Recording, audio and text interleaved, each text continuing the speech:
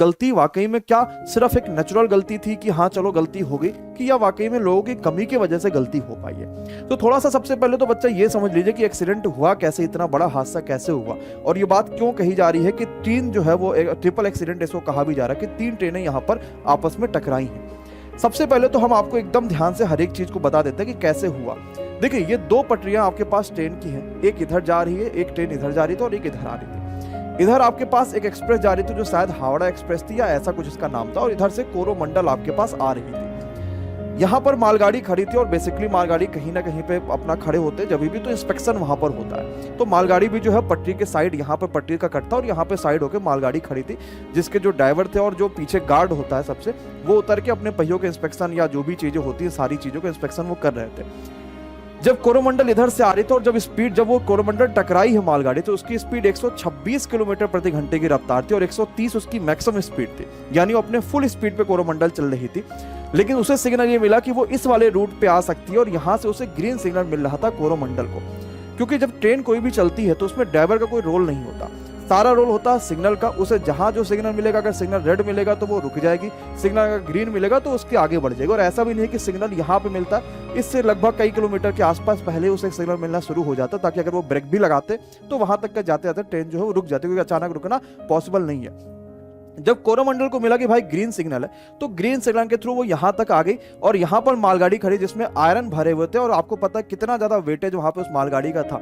इस वजह से यहां पर मालगाड़ी को ज्यादा नुकसान तो वैसे भी नहीं होना था, इतने ज्यादा वेट की थी कि कोरोमंडल जैसे इससे टकराई वो इसके ऊपर चढ़ गई थी, और जो पीछे गार्ड का डिब्बा था, कई सारे ऐसे थे वो तो पिछले हो गए, लेकिन इसमें जब आयरन भरा हुआ था उसके टक्कर की वजह से कोरोमंडल के कई सारे ऐसे डिब्बे थे जो पूरी तरीके से ध्वस्त हो गए, कई सारे गिर गए वगैरह वगैरह, बहुत सारे यहाँ पर नुकसान आपने वीडियोज में देखा ही होगा।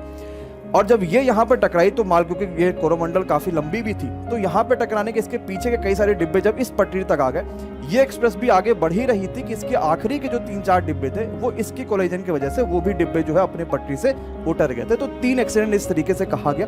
सबसे पहले तो कोरोमंडल का, जिसका सबसे बड़ा एक्सीडेंट हुआ था और मैक्सिमम जिनकी जाने गई हैं या जो लोग घायल हुए हैं वो इसी ट्रेन से थे। दूसरा मालगाड़ी था जिसमें कोई बड़ा नुकसान हुआ नहीं, सिर्फ गार्ड के और बाकी सभी चीज़ों के, और आयरन इसमें भरा होने की वजह से मालगाड़ी को बहुत ज़्यादा नुकसान भी देखने को नहीं मिला, और इसकी वजह से ही क्योंकि वेटेज काफ़ी ज़्यादा तो कोरोमंडल इसके ऊपर भी चढ़ गई थी और बहुत सारे ऐसे डिब्बे थे जो एकदम पूरी तरीके से नुकसान हो गए। और तीसरा, ये एक्सप्रेस जो कि आगे जा रही थी, आखिरी के उसके 2-3 डिब्बे जो है उस पर फर्क पड़े।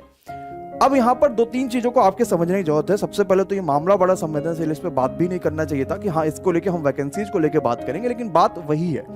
कुछ प्रमुख कारण हो सकते हैं। सबसे पहले तो यह है कि क्या रेलवे में उतने लोग की अभी लोग काम कर रहे हैं जितने की जरूरत है।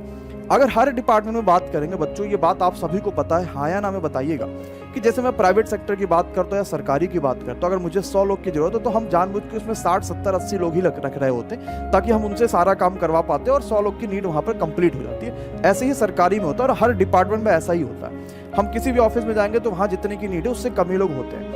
लेकिन जहां पर हमारे पास 3,12,000 लोगों की नीड हो और 5 साल से कोई नई भर्ती ना आई हो, अब आप सोचो 3.5 लाख लोगों की भर्ती की कमी को कौन पूरा कर सकता है। जनसंख्या लगातार बढ़ती जा रही है। अगर जनसंख्या बढ़ती जा रही है तो सीधी सी बात है, लोगों को जो ट्रेन में ट्रेवल कर रहे हैं वो भी संख्या बढ़ती जा रही है। यहाँ तक कि ये भी कहा जाता है कि भारत के ट्रेन में अगर किसी एक समय हम देखें तो जितने लोग होते हैं ना, उतने तो कई सारे देशों की जनसंख्याएं भी नहीं है जितना तो भारत के ट्रेन में लोग होते हैं एक समय में। तो ट्रेन से जो यात्रा कर रहे हैं लोगों की संख्या बढ़ती जा रही है, ट्रेनों की संख्या भी बढ़ती जा रही है। लोग ओवर टाइम इतना ज्यादा क्यों कराया जा रहा है? किसी की नींद नहीं पूरी हो रही। आप में से बहुत सारे ऐसे बच्चे होंगे जिनका पिछले रेलवे में सिलेक्शन हुआ होगा, वो अपने आपस में बात करेंगे तो वो देखेंगे कि बहुत ऐसे छोटे छोटे कर्मचारी हैं, ग्रुप डी के हैं, ये है वो है, जिनके ऊपर बहुत ज्यादा लोड है। कहीं 2 स्टेशन मास्टर चाहिए, कहीं 1 चाहिए, कहीं 3 चाहिए, तो वहां पर उतनी नीड ही नहीं हो पा रही है। कभी दिन में, रात में, कभी भी ड्यूटी हो रहा है। तो एक प्रमुख कारण हो सकता है कि सिग्नल नहीं मिला। फिलहाल इस पे सीबीआई जांच हो सकती है बैठे, जो भी रीजन रहा होगा वो आगे रहा होगा।